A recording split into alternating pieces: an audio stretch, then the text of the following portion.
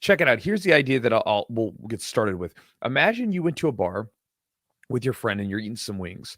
I am personally not a big fan of wings. It's a lot of investment, a lot of mess for very little return of protein.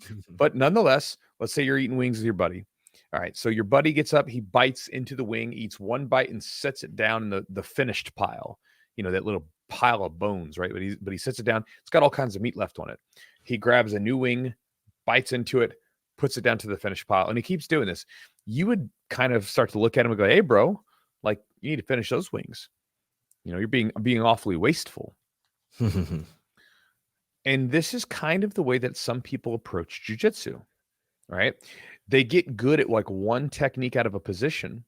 And then if they start to experience trouble with that technique, they just like sit the whole damn thing on the shelf and they go into a whole new area, right? They feel like they need something brand new now. And this is something that I touched on a bit at the camp that we just did this past weekend in Costa Rica, where I was showing the side control position and how I use it.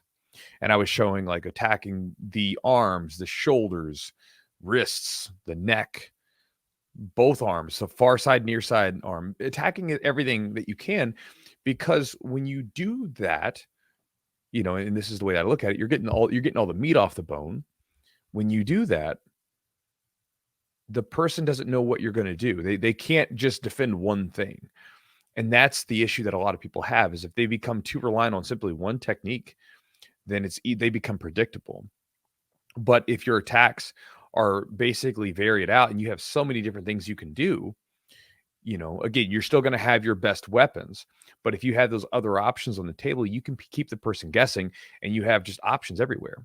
And I think that's important, because I think a lot of times when you look at really good jiu-jitsu practitioners, people that, you know, we would say are some of the best, watch them and they become very good at a position. They become synonymous with a position, not just with one technique. And you'll watch them bring someone into their little sliver of jiu-jitsu, and it's almost as if they're taking you on a road or into like some area, and they know all the roads and all the side roads and the back roads and everything else, and you don't, right? Like eventually, even if you stop one thing, they're going to get you in another place, because they know all the detours and things like that, and you don't have the map for it. And that's typically, when you look at really good jiu-jitsu practitioners, that's a practice that they do. They get really good at a position, not just with one technique, and they can basically take you around and essentially, no matter what you do, they're going to get something. I know one of my